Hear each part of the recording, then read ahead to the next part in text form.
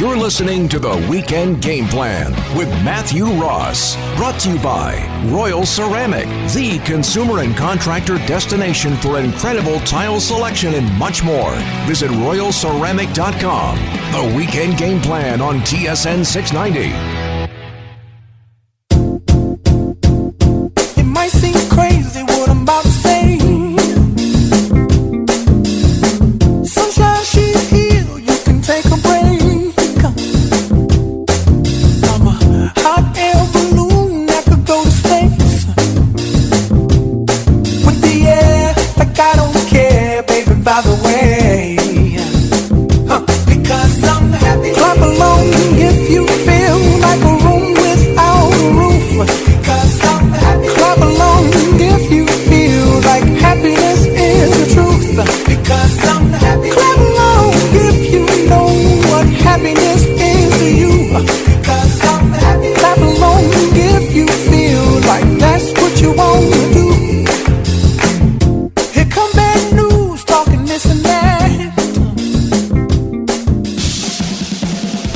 Weekend Game Plan gets out into the community with Suburban Newspaper sports editor Mark Lidbetter and the Amateur Sports Report. Sports at thesuburban.com is Mark's email for this weekly segment or for the weekly newspaper. Mark, well, let's get right into it. Want to make sure we get all this stuff in here.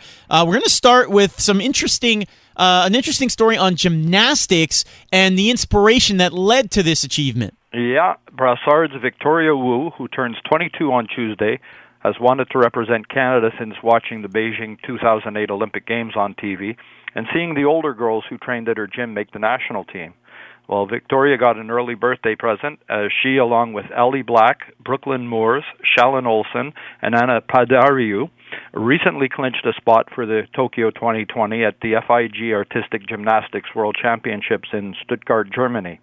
Now, by finishing in fifth place in the team event, in the qualifying round, Team Canada secured a four-person squad for Tokyo. And Wu began competing internationally in 2012. She won gold in the team event and uneven bars, silver in all-around, and bronze in the vault at the Junior Pan American Championships. She made her senior national debut in 2013, and then in 2014, Wu competed at her first FIG World Championships and was part of Canada's fourth-place finish in the team event at the Commonwealth Games. In 2015, Victoria competed at the Pan Am Games in Toronto, where she helped win silver in the team event and took home a bronze all her own on the beam. Now, this year, she placed fifth in the all-around at the FIG World Cup in Birmingham, England, and this has been a reward for Wu, whose journey began at the age of 3 when Victoria saw a newspaper page about the sport and wanted to join in. All right, elsewhere, let's go to the ice. Yeah. Starting this morning, 22 candidates for the Team Quebec U18 girls team will be put through their paces at Quebec City's Michel Labadie Arena during an evaluation camp. Now, the John Abbott Lady Islanders will be well represented with 6 players in camp as goalie Julie Minotti, Megan Duchesne-Chalifou on defense, and a quartet of forwards with Maya Labad, Anne-Frederic Node, Brianna Ware, and Megan Quirion will all be on the ice. The Lac St. Louis Warriors midget AAA players Leah Kosowski, who plays defense, and forward Emily Lucier will be taking part. And you also have Laval's Emily Fortunato, who plays defense for the Stansted Spartan in camp.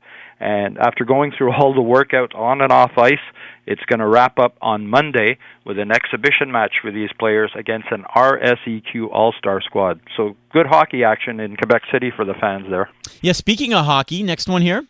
Yeah, for the 5th year, Under Armour and the Montreal Canadiens are giving Quebec Bantam hockey teams a once-in-a-lifetime opportunity to be the Habs for a day, and they get to play a regulation game at the Bell Centre. Now, registration is now open for Bantam hockey teams in Quebec, and to participate in the competition, teams must submit highlight videos and content over the course of the next 6 weeks that showcase why they deserve to win. The top 2 teams who tell their team story the best will be chosen to go to the Armour Cup with a full day of training with Canadian staff and professional treatment, followed by a game at the Bell Centre. Now, so to register and find out all about it, go to Canadians.com/stormthecenter. All right, and finally, Mark, we got I know the weather's starting to turn here, but we got a story on the pitch. Yeah, it was a good day for Quebec and Charlottetown PEI at the 2019 Toyota National Soccer Championships. Saint Laurent defeated PEI FC to move to the top of the boys U17 Cup Group A, while Lakeshore sits atop the girls U17 Cup Group B standings following a 5-0 win over the Regina Blue Stars. Now, Lakeshore is sporting a 2-1 record, and today will play Northwest Winnipeg, while Saint Laurent has a pair of wins and a draw and take on Newfoundland's St. John's SC today. Now, over in Edmonton, Saint Laurent's U15 boys have 2 victories and move on to the championship round of the tournament, and they'll try to surf the Vancouver Island wave today after finishing at the top of Group D play. They're all looking and hoping to go podium on Thanksgiving Monday and come home with a medal for their travels. All right, sports@thesuburban.com is the email address if you want to get in touch with Mark for this weekly segment or for the weekly newspaper. Mark, where are you headed this weekend? I'll be over at the Kirkland Arena later today. We've got the Laval Patriots taking on the Lac St. Louis South Lions in Bantam AAA Relève. Okay. Two levels of Bantam AAA, and they're going to be covering that game later this afternoon. Should be a good one. All right, no refereeing duties for you there. I'm doing a Junior A game tonight, Look Dollard at you. versus West Island. So, wow, how about that, folks? Mark, I'm not going to... I don't think you're embarrassed or would shy away from your age, but you're a gentleman in your 60s, and you're going to be covering sports and then refereeing later in the same day. I love that. Yeah, you got to be out there and be active because I'm chasing around a 2-year-old, a 4-year-old, and newborn Skyla Audrey Barnoff. All right, grandkids. Mark's not literally chasing them around 7 days a week. No. All right, just checking. Congratulations, but it's Mark. firing when they're sugared up. Yeah. All right. Well, thank you, Mark. There you go. Have a good one, guys. Same to you. It's Weekend Game Plan on TSN 690.